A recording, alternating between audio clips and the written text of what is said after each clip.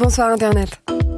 Bienvenue dans Besoin de rien, envie de droit, le podcast de Binge Audio qui voit du droit partout, mais qui sait qu'il n'est pas nécessaire de parler latin pour comprendre ce qui se joue. Je suis Clara Kane sur Internet et Clara Benyamin au barreau de Paris, et je suis avocate en droit de la propriété intellectuelle. Avec moi aujourd'hui Mathieu Gaillet, salut. Salut Clara. Salut. Alors Mathieu eût été juriste dans une autre vie, et aujourd'hui il est consultant nouveaux médias.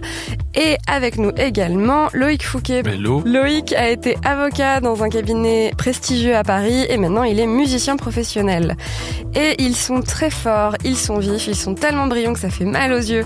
Et croyez-moi, on va en avoir besoin pour répondre à la question du jour, parce qu'aujourd'hui on fait mon sujet préféré. On commence à aborder mon sujet préféré, à savoir comment est-ce qu'on décide de l'âge de classification des films au cinéma.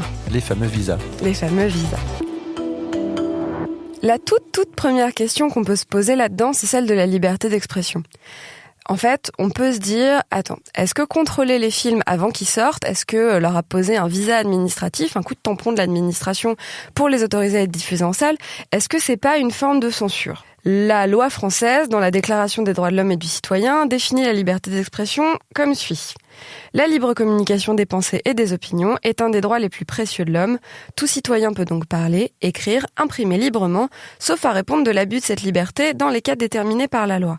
Donc on est sur un texte assez large, qui, comme d'habitude, si vous nous écoutez un petit peu régulièrement, n'est pas extrêmement précis pour permettre une marge d'appréciation et pour permettre de s'adapter aux situations qu'il rencontre. Gardez ça à l'esprit, ça va être très important pour tout ce qu'on va se dire aujourd'hui. Et ce qu'on va commencer par se dire, c'est que le fait que les pouvoirs publics doivent regarder les films avant qu'ils sortent au cinéma. Aujourd'hui, on parle de sortie cinéma, on rentre pas dans les détails des diffusions VOD, etc. Le fait que les pouvoirs publics soient premiers à les voir pour donner une autorisation de sortie et pour les assortir de ce qu'on appelle un visa, on va y revenir, c'est plutôt une bonne chose parce que c'est le rôle notamment des pouvoirs publics de protéger ceux qu'on dit être les plus vulnérables, les plus jeunes, les plus sensibles. Donc ce n'est pas une mesure de censure à notre sens, et on est assez persuadé, assez tranquille avec ça. C'est pas une mesure de censure que de dire que il doit y avoir indiqué sur les films que vous allez voir au cinéma si ceux-ci sont appropriés pour tout public, pour des gens de plus de 12 ans, pour des gens de plus de 16 ans et pour des gens de plus de 18 ans. C'est assez important de commencer par ça. Et donc ensuite, comme on a commencé à l'esquisser, pour avoir le droit de sortir au cinéma, de sortir dans une salle de cinéma, le film doit avoir un visa. Qu'est-ce que c'est un visa ? Eh bien, le visa, c'est l'autorisation administrative d'exploiter le film, français ou étranger, sur le territoire de la République. Et on revient juste après sur qui est-ce qui donne ce visa. Pour le petit point histoire rigolo et mignon, dans les premiers textes, on prévoyait que le cinématographe, dont le brevet a été déposé à la toute fin du 19e siècle, était un spectacle de curiosité, donc qu'il échappait au régime qu'on appliquait à la presse et aux livres de contrôle préalable de la publication. À ce moment-là, on avait juste besoin d'une autorisation du maire. Et en 1909, il y a eu un premier cas de censure et d'interdiction de diffusion qui était pour un reportage d'information au sujet d'une quadruple exécution capitale. Attends, on aura mis le temps quand même. Ouais. Entre 1895, le brevet, et 1909, ça veut dire que pendant censure, c'est 14 ans, un âge béni de la liberté, l'âge d'or. Il ne devait pas y avoir beaucoup de films qui sortaient par an non plus à cette époque. On filmait surtout les sorties des gares et des reportages c'est ce que j'allais dire. Ouais, D'accord. L'entrée du train en gare de La Ciotat et la sortie de l'usine. Et donc du coup, oui, voilà, première censure en 1909 avec cette quadruple exécution capitale. Et en 1946 a été créée la commission de classification, mais on va largement y revenir. Mais avant ça, Mathieu, est-ce que tu commences à nous raconter un petit peu des petites anecdotes, des petites aventures et des anecdotes? Oui. Pas si petites, c'est juste pour vous expliquer qu'effectivement, quand on sort un film en France, il nous faut un visa, ça permet une exploitation dans les salles, etc. Ça touche tout le monde, y compris les blockbusters américains, mais aussi les films d'auteur. Et une affaire assez connue, c'est en 1962, Jacques Rivette, qui à l'époque voulait donc réaliser La Religieuse, qui est un récit adapté de Diderot, qui est un récit un peu sulfureux, qui se passe dans un couvent, etc. Avait été J'ai vu ce film. entre guillemets censuré. Ouais. Alors c'était pas une vraie censure, mais en fait ce qui était fou, et il faut bien se remettre dans le contexte de l'époque, parce que tout à l'heure on abordera des films beaucoup plus récents. On est avant mai 68, hein. Voilà. Donc, on est 1962. Et la religieuse, le CNC pour le coup, qui dès les aides au développement, à l'écriture, lui avait dit attention Jacques, ton récit risque de ne pas avoir de visa parce qu'il est trop sulfureux, trop polémique, etc. Et à l'époque, il y avait déjà des associations religieuses et des hommes politiques qui avaient un peu levé la contestation. Le film a connu beaucoup de problèmes de production, mais tout ça pour résumer que effectivement il avait été plus ou moins interdit de visa à la fin de sa production, et c'est par le passage au Festival de Cannes et tout le côté un peu promotion que finalement le ministre de la Culture de l'époque avait fini par lui délivrer un visa, et que le film a quand même fait 3 millions d'entrées. Mais c'était déjà à l'époque un critère très important, et aujourd'hui c'est encore le cas.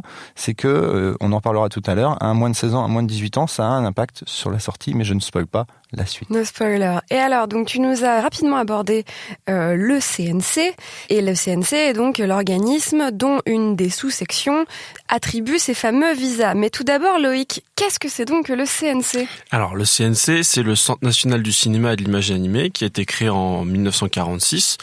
Au début, c'était une agence indépendante, et puis en 1959, André Malraux, alors ministre de la Culture, le rattache au ministère de la Culture. Donc, et alors, qu'est-ce qu'il fait le CNC ? Alors, il a plusieurs fonctions, plusieurs missions, 6 précisément, qui sont listées par l'article L111.2 du Code du cinéma et de l'image animée. Donc c'est vraiment une pierre angulaire du régime du droit du cinéma. C'est tout d'abord la réglementation du cinéma. Bon, on a également le soutien à l'économie du cinéma, de l'audiovisuel, du multimédia. Donc le CNC va pouvoir attribuer des subventions. Il perçoit une partie de l'argent qui est collecté via des taxes. On se fera sûrement un petit épisode, enfin même un très gros épisode sur l'exception culturelle française, et où on développera tout ça. Voilà, donc c'est un système qui est assez alambiqué, mais qui permet de soutenir financièrement l'économie du cinéma et de l'audiovisuel. C'est ça. Le CNC est également chargé de la promotion du cinéma et de l'audiovisuel et de leur diffusion auprès de tous les publics, de la protection, de la diffusion du patrimoine cinématographique, donc avec des partenariats notamment avec l'INA. Le CNC est aussi chargé des actions européennes et internationales, donc ça va être de la représentation auprès des instances, ce qu'on peut appeler du lobbying, grossièrement parlant. Et last but not least,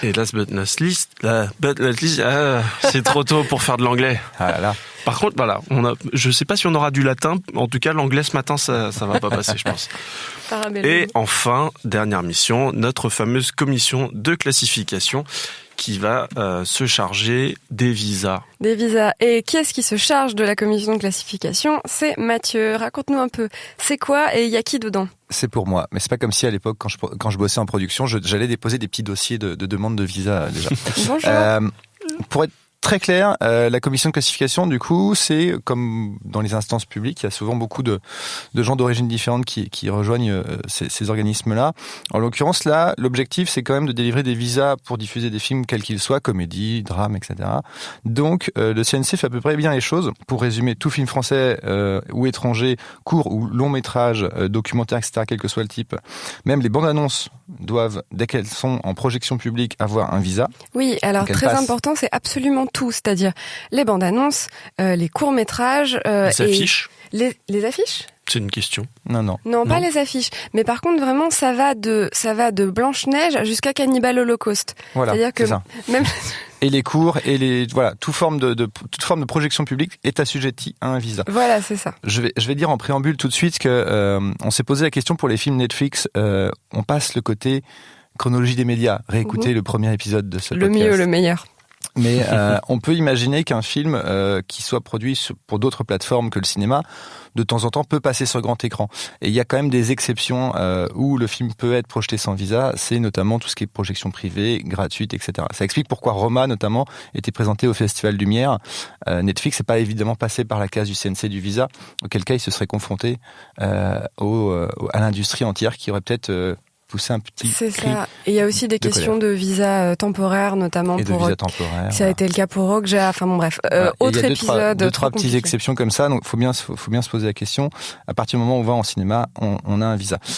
Et la commission de classification, par un décret du 23 février 90, elle est constituée en fait de commissions qui vont étudier chaque film. Donc, c'est des commissions qui se réunissent au CNC, qui regardent deux, trois films en même temps. On peut se dire que c'est assez cool. Et qui prennent des décisions, enfin qui proposent des visas, et ensuite elles passent potentiellement en assemblée plénière, et c'est l'assemblée plénière qui va on en reviendra tout à l'heure, mais qui peut finaliser tout ça. Ah oui, je vais passer un petit message, excuse-moi, je te coupe. Je rêve de faire partie de la commission de classification. Voilà. Appelez-moi, je vous en supplie. Nous aussi, on fait du lobbying. C'est tout le but de cet épisode, c'est de faire du pied au CNC. Faites-moi venir à la commission de classification. Excuse-moi. Voilà. Mais donc, du coup, il y a et on s'assure que toutes les catégories socio-professionnelles sont représentées, puisque du coup, l'idée, c'est quand même en termes de diversité que un peu tout le monde donne son opinion. Tout à fait. Ça donne des visas qui sont censés être assez objectifs selon n'importe quel film. Donc on a des gens de l'administration, des ministères, de la justice, de l'éducation nationale, des gens qui viennent des familles, des représentants des associations de familles. Et de jeunesse aussi. Et de jeunesse. On a des jeunes qui viennent donner leurs avis. On a évidemment des professionnels du cinéma aussi. C'est quand même important que ce soit les premiers à donner leurs avis. On a des experts qui viennent du monde médical, des sciences humaines, de l'enfance, des spécialistes de l'enfance et de l'adolescence, des experts du ministère de la Justice, du Conseil supérieur de l'audiovisuel, etc. Je vous passe un peu toutes les catégories. C'est disponible sur le site du CNC. C'est très bien documenté. Vous avez aussi toutes les anciennes décisions de la commission de classification. En tout cas, tout ça pour vous dire que le panel de gens qui décident des visas représente à peu près tout le monde. Et puis ils sont nombreux. Et ça, c'est pas mal. Ouais, ils sont très nombreux. Il y a beaucoup de sous-commissions, etc. Donc soyez rassurés. Et c'est pour ça aussi que des fois il y a des appels ou des discussions sur des décisions rendues. C'est que on peut revoir tout ça le cas échéant. Donc s'il y a beaucoup de monde, t'as peut-être des chances, Clara. Mais arrête, c'est mon rêve. Oui, donc il y a beaucoup de monde. Il y a 27 titulaires, 59 suppléants, et dans les choses un petit peu intéressante aussi, il y a le fait que le président est nommé par arrêté du ministre de la Culture. On a abordé rapidement donc le visionnage en commission, sous-commission, mais comment ça marche exactement, Loïc ? Alors, tout d'abord, tous les films sont en premier lieu visionnés en sous-commission. Donc le commissaire établit, donc il regarde le film, ils établissent un rapport avec une proposition de visa et l'adresse au président. Oui, c'est ça. Donc les membres de la commission font une proposition de visa qui est adressée au président de la commission. Voilà, c'est ça. Donc c'est un espèce de premier filtre. C'est-à-dire que si on a l'unanimité de cette sous-commission qui préconise une autorisation tout public, par exemple, le film n'est pas renvoyé à la seconde assemblée, donc l'assemblée plénière. Et à l'inverse, dès qu'on a un des commissaires qui propose une mesure restrictive, donc l'œuvre elle va passer en assemblée plénière. Une mesure restrictive, on va y revenir, voilà. Mais c'est tout ce qui n'est pas tout public. Voilà. Donc cette fameuse assemblée plénière, elle va se réunir 2 fois par semaine pour procéder au visionnage des films. Elle regarde en moyenne 2 par séance. Et à l'issue des projections, elle va débattre. Les membres vont soulever les questions qui s'imposent, notamment si on a des contenus violents, si on a des contenus relatifs à la sexualité, à la délinquance, des drogues éventuellement. Et puis les commissaires procèdent à un premier vote à main levée. Si celui-ci est unanime, le visa est adopté. En tout cas, il est proposé au ministre. Et sinon, on a un nouveau vote à bulletin secret et la décision est prise à la majorité simple. Voilà, parce que ce qu'il faut bien comprendre, c'est que c'est pas la commission de classification qui prend la décision toute seule. En fait, la commission de classification va faire une proposition de classification au ministre de la Culture, au ministre chargé de la Culture, et qui va être donc l'institution qui va rendre la décision finale de quelle va être la classification. On les détaille tous juste après. Et la dernière chose un peu importante à vous préciser sur le fonctionnement de la commission, c'est que c'est donc l'autorisation administrative préalable à la sortie en salle et que le visa peut être refusé ou sa délivrance subordonnée à des conditions pour des motifs tirés de la protection de l'enfance, de la jeunesse et du respect de la dignité humaine. À noter quand même que le dernier refus de visa total date de 1979. Donc voilà que même les films les plus violents, les plus remuants et secouants aujourd'hui peuvent maximum écoper, généralement écopent de visa de restriction au moins de 18 ans. C'est très très très très rare qu'un film soit purement et simplement interdit. N'en déplaise à promouvoir. On y revient. Et donc Mathieu, est-ce que tu peux nous détailler quelles sont les différentes mesures de classification qui peuvent être retenues ? Rentrons dans le cœur du sujet. Oui, c'est vrai, ça fait 15 minutes qu'on parle. Je pense que les gens le savent à peu près. Quand vous allez voir un film au cinéma, il peut être interdit au moins de 12 ans, au moins de 16 ans ou au moins de 18 ans. On vous reviendra sur les conséquences économiques notamment de ce genre de classement. Évidemment, un film peut être tout public avant ça.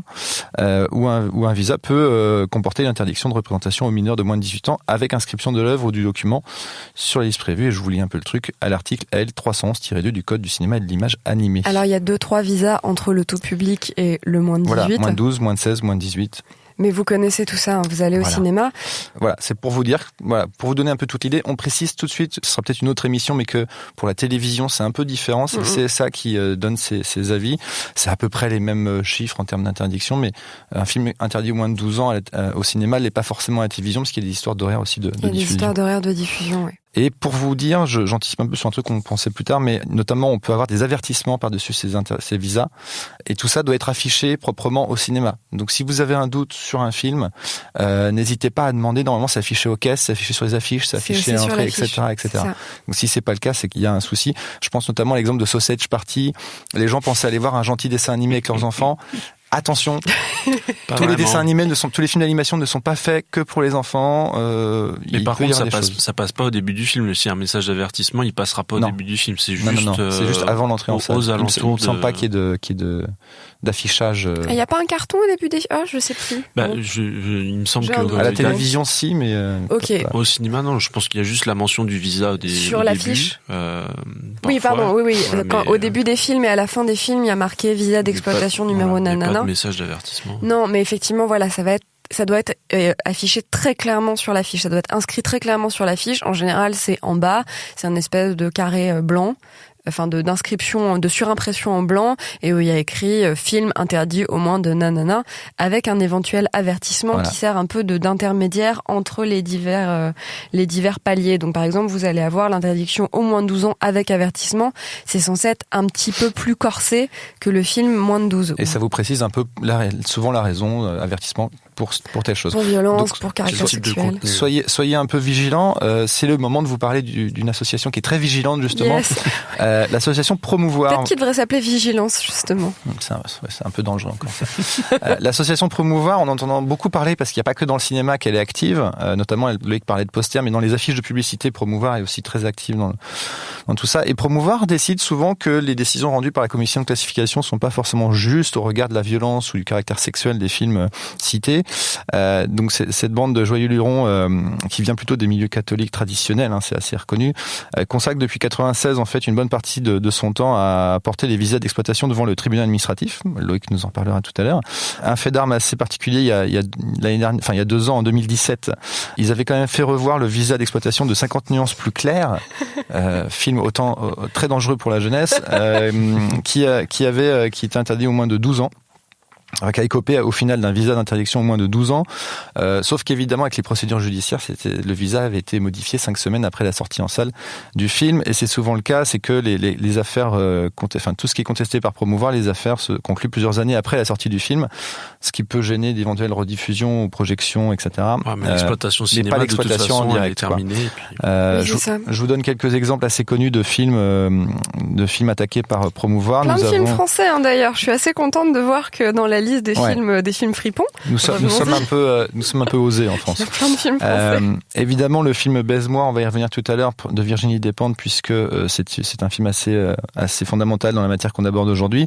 Également Ken Park, Antichrist, Love, Bang Gang plus récemment, et puis surtout La vie d'Adèle, qui avait connu un feuilleton judiciaire assez olé olé également, puisque de moins de 12 ans, il était repassé en moins de 16, et puis il y avait eu des appels, etc. Et au final, ça n'avait pas changé grand-chose.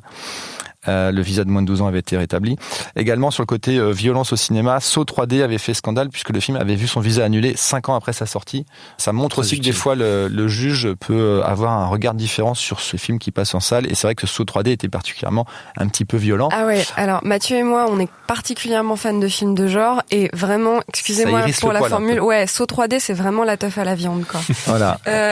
Classe, tu voulais dire quelque chose ? Non, du tout. D'accord, ok, voilà. c'était Saw 3D. Je l'ai pas vu. J'en ai vu plusieurs sauts, mais j'ai pas vu. On se fera une petite projection donc, à la maison avec rien à manger. Faites attention. Important à jeun. Donc faites attention à l'affichage, en tout cas en salle. Tout ça pour vous dire que ça doit être clairement affiché. Et intéressez-vous à ça quand vous allez réserver une séance pour un film, si vous y allez éventuellement avec du jeune public. Oui, tout à fait, parce que tout ça est pas fait pour vous embêter. Et encore une fois, nous, on est plutôt des fans de films d'horreur, mais tout ça est vraiment fait pour que le spectateur, pour que le public sache ce qu'il va voir. On peut avoir des films qui font un peu peur et qui vont juste être un petit peu graphiques avec une petite gerbe de sang, et on peut avoir très envie de se faire un petit frisson avec ça, mais pas forcément de voir quelque chose d'extrêmement remuant, d'extrêmement graphique, avec des choses qui font très très peur et qui sont très très violentes, ou très très sexuelles, ou plein de choses comme ça. Donc tout ça n'est pas fait pour vous embêter, et on n'est pas là pour vous faire la morale, mais l'idée c'est quand même que ces visas, en général, ils sont pas attribués n'importe comment. On a bien vu que les membres de la commission de classification, ils sont pas là pour être une autorité de censure. C'est vraiment une idée de protéger et d'avertir des gens qui auraient pas envie de s'exposer à ça, ou des gens qui voudraient emmener leurs enfants voir un chouette film d'animation qui s'appelle Sausage Party et qui ne savent pas que ça va être un petit peu osé.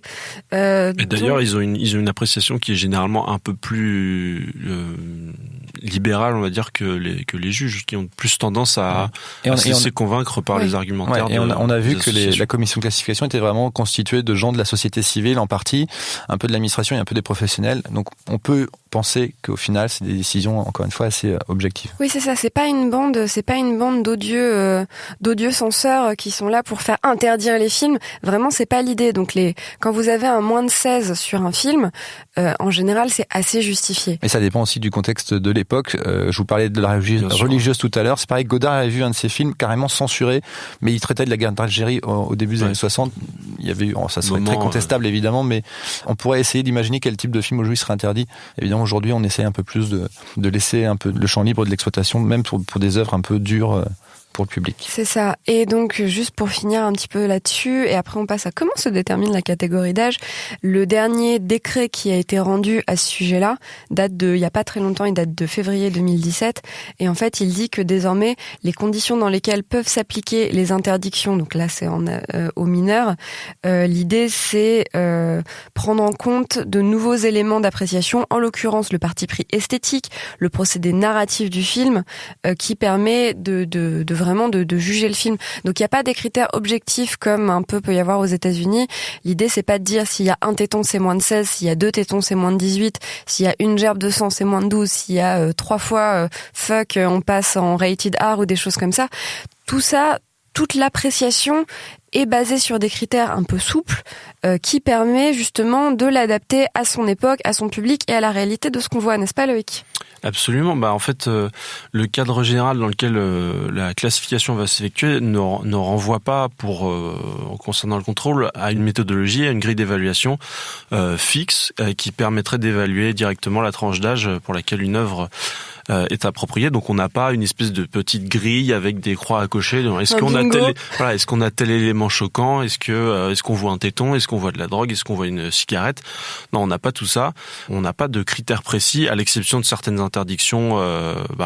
Voilà, pour tout ce qui est sexualité non simulée, des choses donc comme ça. Tout ce qui est interdit aux moins de 18 ans.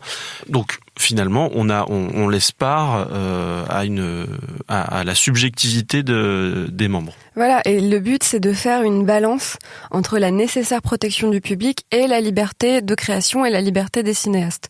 Donc encore une fois, le but de ces visas c'est pas absolument d'être une odieuse censure, c'est vraiment de vous tenir au courant, même pas de vous prévenir, voilà, de vous tenir au courant de ce que vous allez voir. Et si vous pouvez emmener votre petit cousin Barnabé pour voir ce chouette film d'animation qui a l'air très rigolo et qui est est effectivement très rigolo, mais qui n'est pas pour Barnabé, qui a moins de 6 ans pour moi. Je sais pas pourquoi Barnabé, tout le monde me regarde consterné, parce que Barnabé, ça a l'air d'être un tout petit garçon. Voilà. C'est mignon, Barnabé. C'est très mignon, Barnabé. C'est très 2010. Pourquoi tu fais le geste qu'on rame? Enchaînons. Ouais, c'est ça. Ok, on enchaîne. Ça va, on va hyper vite aujourd'hui. On a le droit de parler de Barnabé. Et donc, est-ce qu'on a fini sur comment est-ce qu'on détermine les catégories d'âge?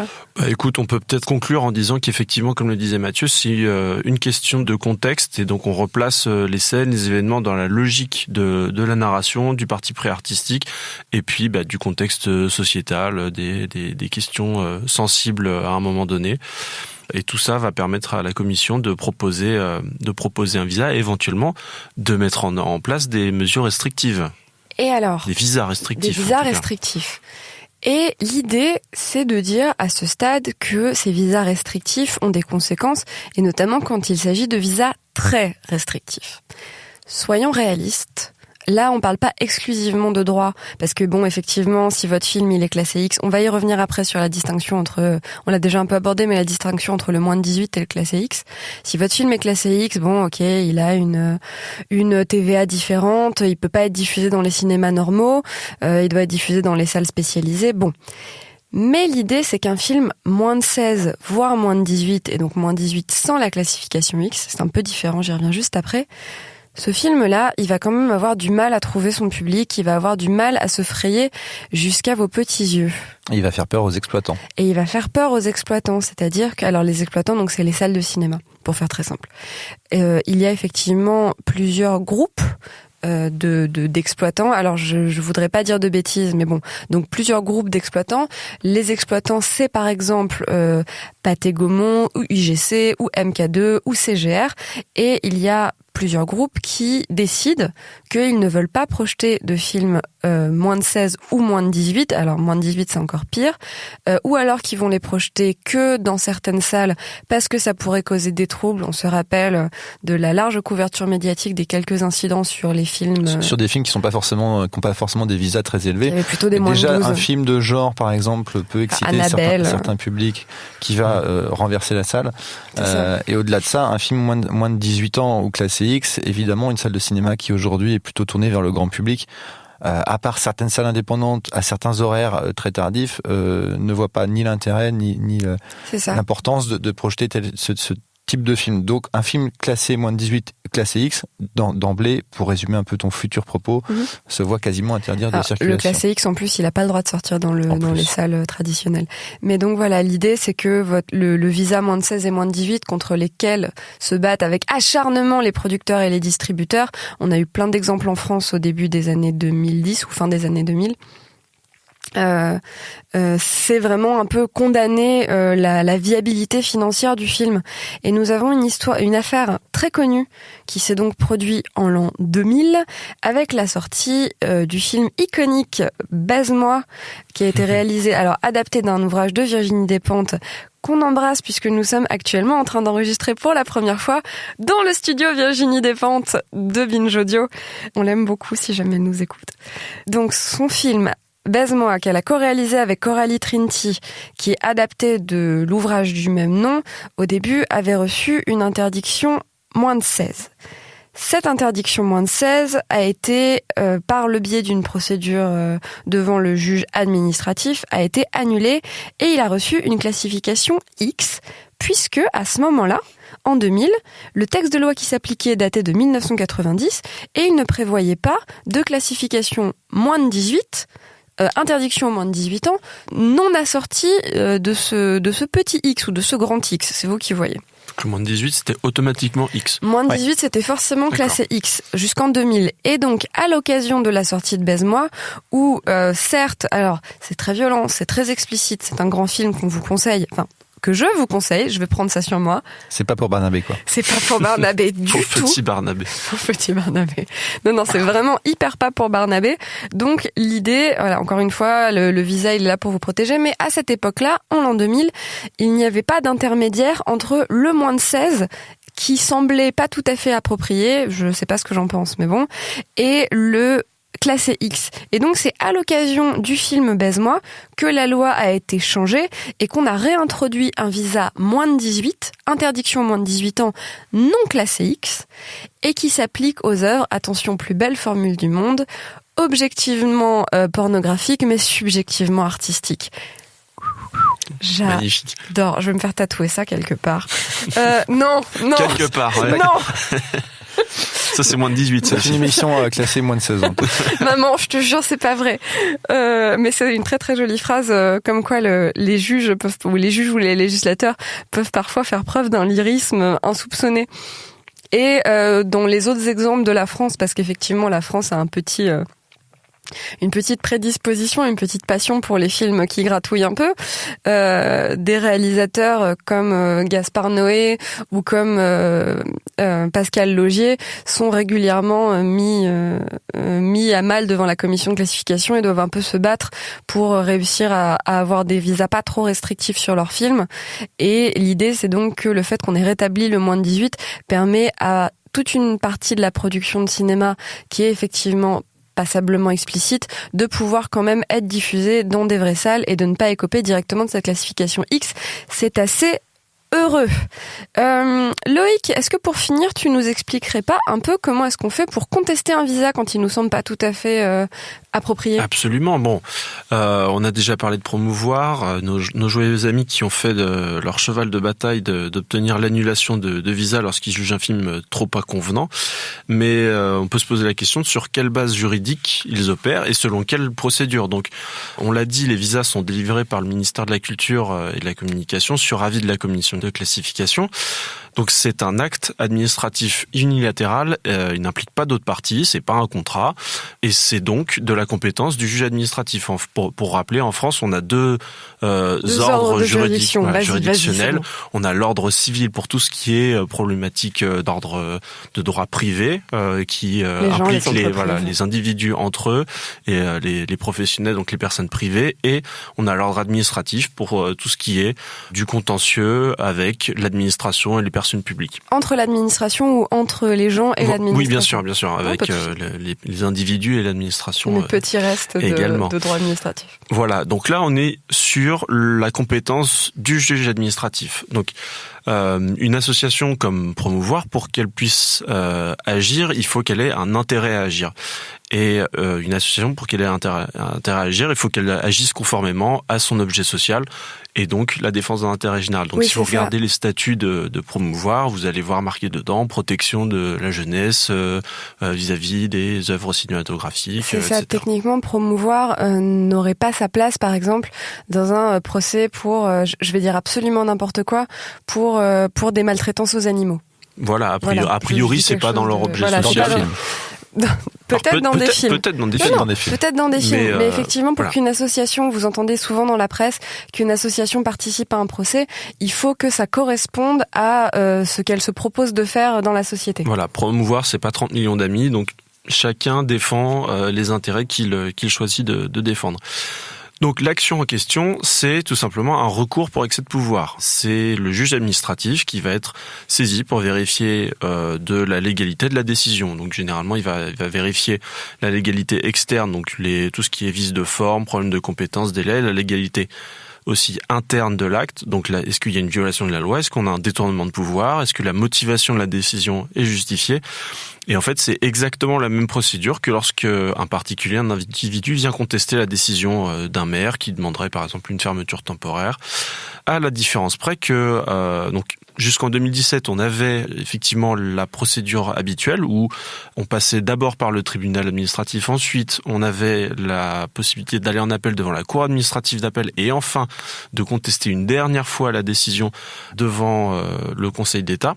Mais on a cherché à simplifier, à écourter cette procédure pour protéger davantage l'exploitation des films. Et donc depuis ce décret du 8 février 2017 dont tu parlais, on a l'article R311-2 du Code de justice administrative qui dit que c'est maintenant la Cour administrative d'appel qui est compétente en première et dernière instance pour juger des recours relatifs au visa d'exploitation. Donc c'est à eux qu'on s'adresse directement et c'est eux qui rendent la dernière décision. Exactement. Après, la décision, on peut la contester devant le Conseil d'État. Toujours. Mais en tout cas, on ne passe plus par le tribunal administratif et on a plus ce double degré de juridiction. Oh là là, comme on dit. Un double degré. Non, ok, prochaine fois, le double degré de juridiction. On fera une émission sur l'organisation de la justice. Non. C'est pas super intéressant, non.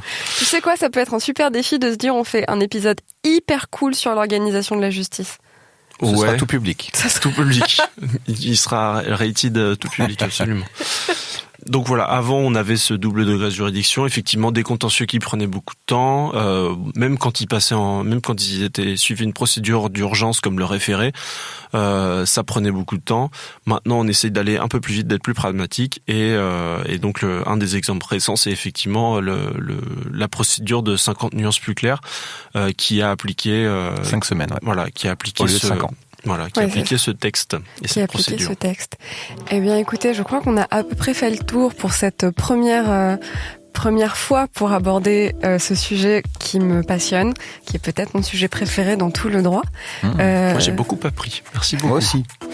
Et on rappelle que c'est pas du tout le même principe. Enfin, c'est quasiment pas le même principe en télévision et c'est pas du tout le même principe en jeu vidéo. Il y a des classements différents et surtout des mécanismes différents. Ouais, et comme ça nous a été suggéré par notre brillant réalisateur Quentin, on fera peut-être un épisode sur la classification dans les jeux vidéo, le fameux PEGI. J'adore. Je travaillais dessus. Après Barnabé, PEGI. Tout va bien. PEGI. C'était un jeu de Barnabé. C'est le titre de la saison 2 de Besoin de rien, envie de droit. En attendant, pour aujourd'hui, merci de nous avoir suivis pour cet épisode. On se retrouve dans 15 jours. Binge.